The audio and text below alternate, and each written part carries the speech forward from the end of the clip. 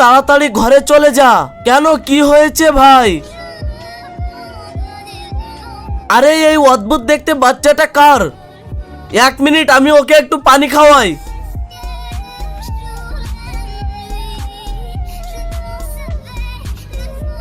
তাকে পানি খাওয়াচ্ছিস রে?